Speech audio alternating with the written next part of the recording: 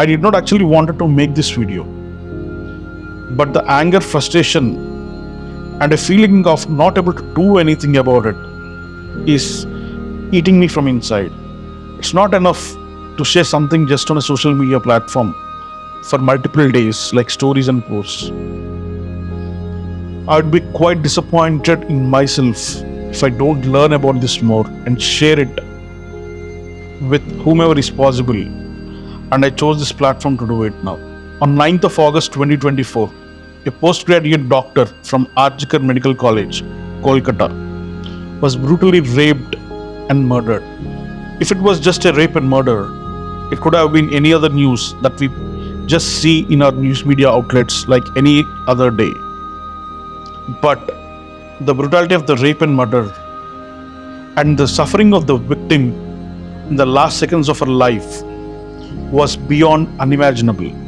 This is not the first crime that has happened on a doctor in our country, but this sure was the most brutal one. The surprising factor of the whole incident was the college wanted to cover this up, saying that this was a suicide. The father of the woman who was murdered waited for 3 hours before he could see her lifeless daughter. There were many questions of cover up around this one, because immediately the news that was shared with him was that her daughter's death was just a suicide. Just a suicide.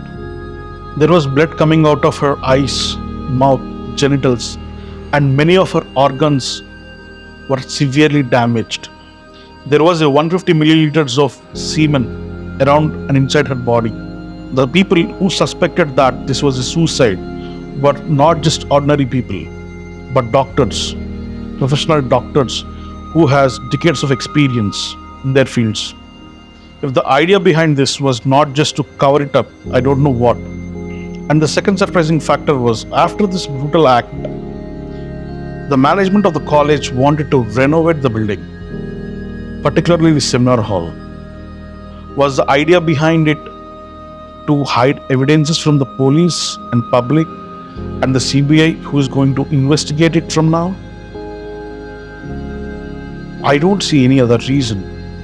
And when I spoke with few of my friends who are doctors in West Bengal, they also shared an information which even they are not sure about, that the victim's car was vandalized. There must be at least 100 other cars in that parking lot, but only the victim's car was vandalized. Now, I even doubt if this was just a rape and murder. Some sources in news media outlets, some websites, and some people who personally are in the incident say that there was a drug mafia behind this one who wants to send a message. Well, the message was well received. No one in the college would ever dare to speak against any other crime from now. The saddest part was the part from the government. MamataBanerjee, who holds 7 ministries under her control, including Health and Home Ministry, who is the current Chief Minister of the state, has all the powers to catch one criminal. His name is Sanjay Roy.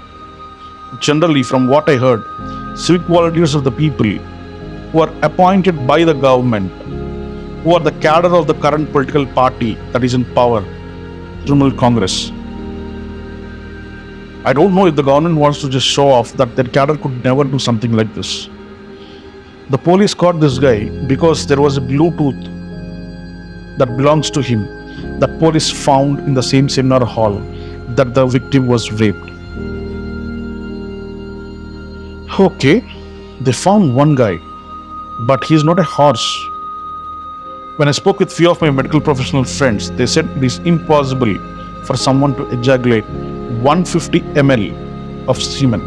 150 ml of semen literally quantifies to a bottle which is of this size, the size of a pen. But the police or the government or the almighty MamataBanerjee don't know who are other culprits involved in this one. And the saddest part is The culprit, Mr. Sanjay Roy, has already agreed that he is the one who has done this terrible act. He has also asked the government and the police that he is ready to be hanged. He is ready to be hanged. That's what the police and the government says. And the next biggest reaction was from the public and her fellow doctors. All of us have shared countless Instagram stories, Facebook posts, and tweets in X. Many of us even participated in the protests and held candlelight marches for her to bring peace and justice to that lifeless soul. And in these protests, the best part was from MamataBanerjee. She protested against her own government failures. I don't know anyone else who would have done this. She has literally made the show all about her. She being the Home Minister, she being the Health Minister, and she being the Chief Minister of that state, protested against her own government and her own failures. This is beyond creative thinking. She started playing politics, dirty ones, even at this case. She don't want to bow down to BJP or the Prime Minister of the country. She don't want anyone to take her name. So she did it herself. Instead of helping the doctors and giving them confidence and making them to come to the hospitals again, Trinamool Congress MP Mr. Arup Chakravarti has warned the doctors that when the public are angry on you because you are participating in the protest and roaming around with your boyfriend or girlfriend, the government is not going to save you. What kind of a statement is that? What kind of a politician could even deliver something like that? And who has been asking it? And who has been asking him to do something like that? What's even scary was the part that happened on August 14th. The protesters were doctors or common public who has been peacefully protesting, who basically just sat there and gave slogans against MamataBanerjee, were attacked by a mob of 7,000 people in the middle of Kolkata. These people who have attacked these doctors and protesters said that the doctors were commenting against MamataBanerjee and they attacked the hospital, the staff in it, the patients in the emergency ward, the protesters, and the police don't even have a clue about it. They did not even try to secure the place of crime. Many of these people in this idiotic mob has pissed in the crime scene, has spitted in the crime scene, has walked in the crime scene. And there is no evidence that any forensic department can get out of this regarding that particular rape after this incident. I'm not just speaking about this incident just because I know something that no one else knows. It's out there in the public domain. It's everywhere. The saddest part is no single doctor friend of hers came forward and explained what actually might have happened. No one really has the guts. Everyone seems to be scared of someone. Who is this someone? Is this the government? Or as the media people say, is there a mafia behind this one? Was she really raped and murdered just to give a statement to the fellow doctors and public? No one will ever know, because no one will ever come out and talk about it. This is a regime of dictatorship. This is the level of control the government has on its people. We are we are just stupidly celebrating this Independence Day and Republic Day. We are not free. We are not free from the government. We are not free from our past.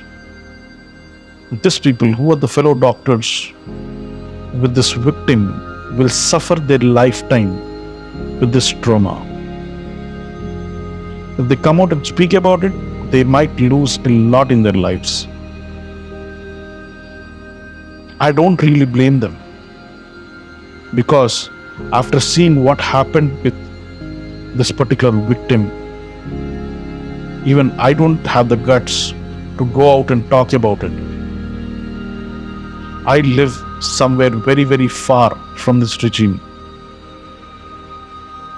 But the people who are still under the noses of these leaders will definitely get scared. In the last part, justice.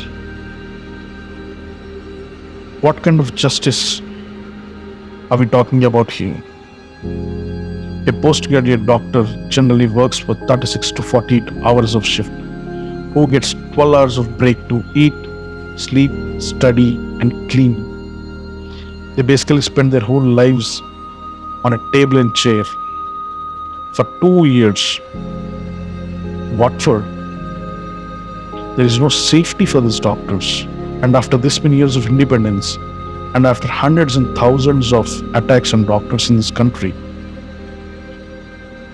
the Chief Justice of India, the Supreme Court, has asked few superior doctors in the country to form a task force to protect these doctors.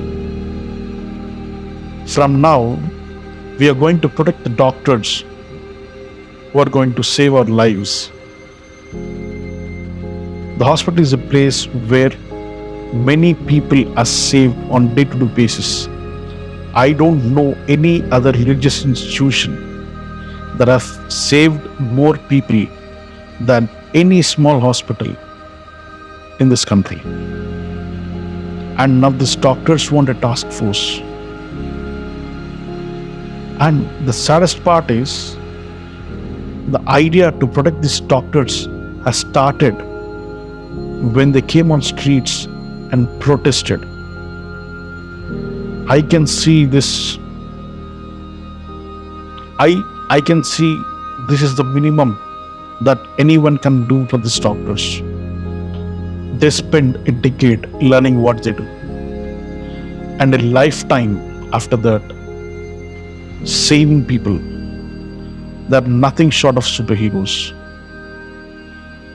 We have seen many of our friends, colleagues, and family members who have been saved only because of doctors. We have seen the kind of services they have rendered in times of COVID-like pandemics.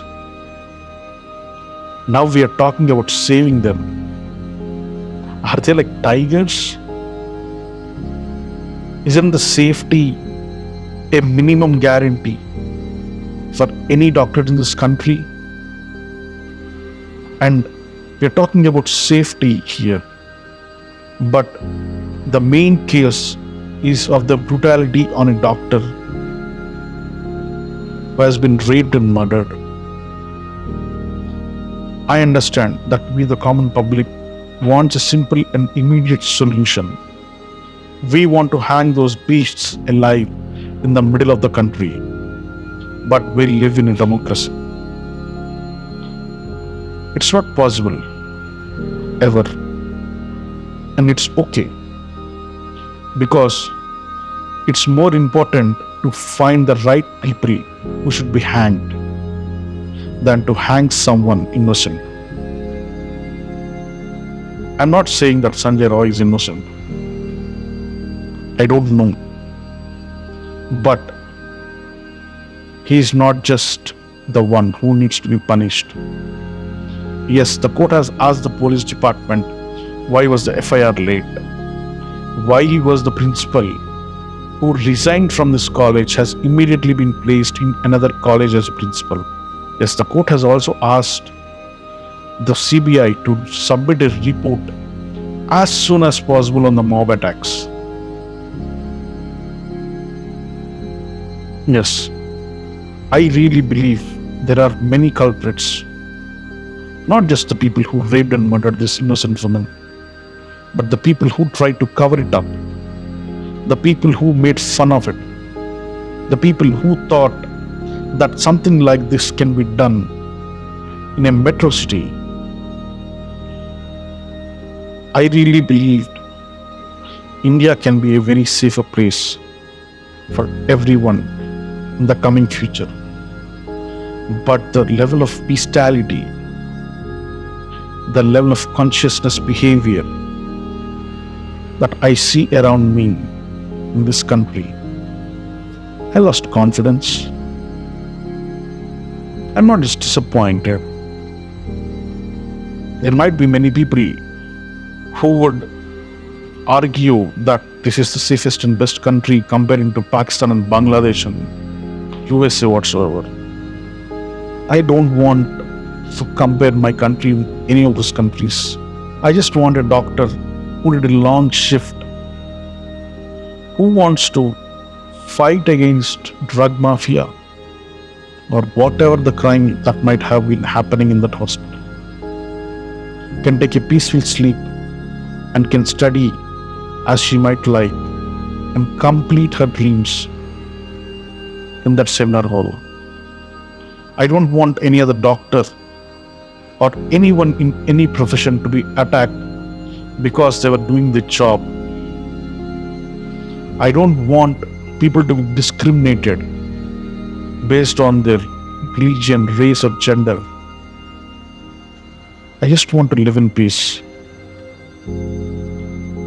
But I'm sure I cannot expect that in any near future.